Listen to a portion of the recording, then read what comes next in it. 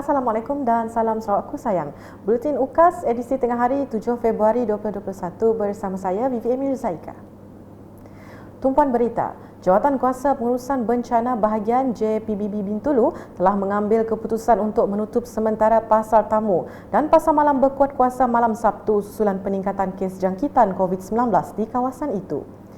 Menteri Utiliti Sarawak Datuk Seri Dr. Steven Rundi Utom berkata, arahan tersebut diambil atas nasihat Kementerian Kesihatan Malaysia KKM selepas mendapat maklumat ada pesakit COVID-19 dikesan mengunjungi pasar tamu dan pasar malam. Jadi oleh yang demikian, ini ada kena-mengena dengan kawasan yang kita anggap kawasan baru, iaitu pasar malam, pasar tamu. Pasar tamu, jadi dengan itu kita terpaksa membuat tindakan untuk lockdown kawasan tamu. Akan kita mulai pada malam ini kita akan mengarahkan Jabatan Kesihatan untuk melakukan sesuatu. Saya harap semua yang terlibat di penjualan di kawasan pasar tamu dan juga mungkin ada kaitan dengan pasar malam untuk mengambil maklumat ini supaya mereka bersedia. Menjelas dalam sidang media di Pejabat Residen Bahagian Bintulu pada Sabtu, Ahli Dewan Undangan Negeri Adun Kemenang itu berkata, penutupan pasar malam Bintulu pula akan berkuat kuasa pada malam Ahad. Sehubungan itu, beliau berharap semua penjaja yang terlibat dapat memberikan kerjasama kepada JPBB Bintulu, khususnya KKM dalam melakukan ujian saringan dan calitan COVID-19 dalam masa terdekat ini. Berita seterusnya, susulan peningkatan kes positif COVID-19 di Belaga, 3 kawasan di situ iaitu Rumah Panjang Sekapan Panjang, Rumah Panjang Umar Badeng Longdungan dan SK Airport dikenakan perintah lockdown bermula Sabtu. Keputusan itu dibuat selepas mesyuarat penyelarasan dan tindakan menghadapi pandemik COVID-19 daerah Belaga yang diadakan pada Sabtu. Sehubungan itu, pihak PDRM dan Rela telah mengadakan sekatan jalan raya SJR bermula semalam di hadapan SMK Belaga dari jam 6 petang hingga 10 malam dan akan bersambung hari ini. Penduduk yang ingkar arahan seperti pergi ke Pekan Belaga akan dikenakan kompaun RM1,000 oleh PDRM. Sehingga kini, daerah Belaga telah mencatat 4 kes positif COVID-19 termasuk 1 kes baru pada Sabtu.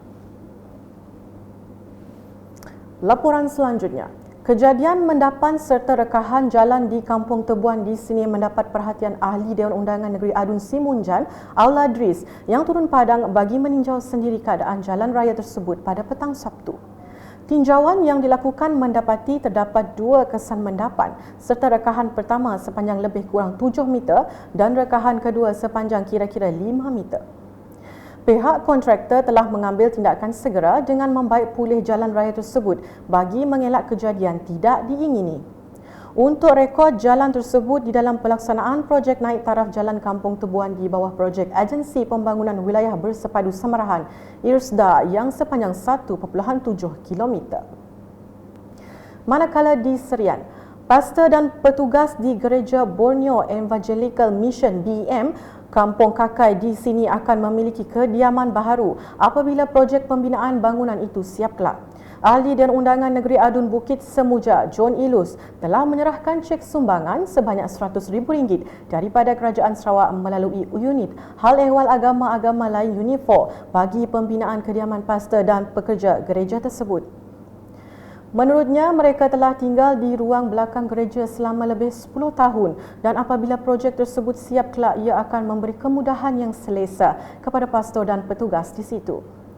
Semasa menyerahkan cek UNIFOR kepada pengerusi gereja BEM Serian pada Sabtu, beliau turut mencadangkan jawatan kuasa gereja BEM Serian memohon peruntukan projek transformasi luar bandar RTP untuk membina Dewan Serbaguna baharu bersebelahan dengan gereja tersebut.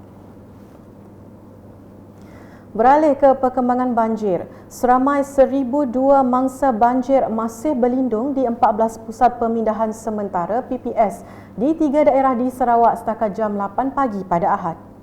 Daerah Serian masih mencatat jumlah mangsa banjir tertinggi dengan 767 daripada 249 buah keluarga yang berlindung di 9 PPS.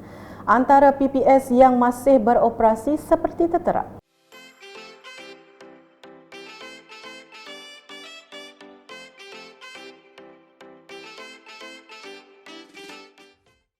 Sementara itu, daerah Simunjan kekal dengan 4 PPS iaitu PPS Dewan Masyarakat Lubuk Buntin, PPS Dewan Mesra Simunjan, PPS Dewan Kampung Entangor Sebuyau dan PPS Masjid Kampung Serujuk Sebuyau yang menempatkan 220 mangsa banjir dari 75 buah keluarga. Manakala hanya satu PPS dibuka di daerah Semarahan iaitu PPS Dewan Serbaguna Kampung Bangka Semong yang menempatkan 15 mangsa daripada 5 buah keluarga. Sementara itu, Kampung Sungai Lingkau kini tercatat dalam senarai terbaharu yang ditempatkan di Pusat Pemindahan Sementara PPS Dewan Mesra Simunjan.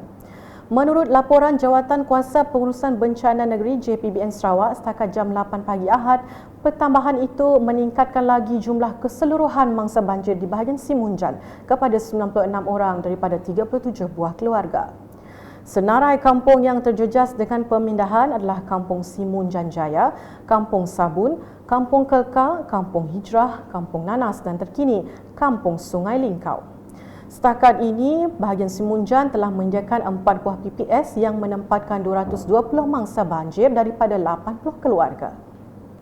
Sekian edisi Tengah Hari bersama saya Vivi Emil Zaika dan kru penerbitan. Berita lebih lanjut boleh didapati di semua platform media sosial UKAS termasuk portal ukas.sarawak.gov.my dan pastikan anda subscribe UKAS channel di YouTube. Salam UKAS.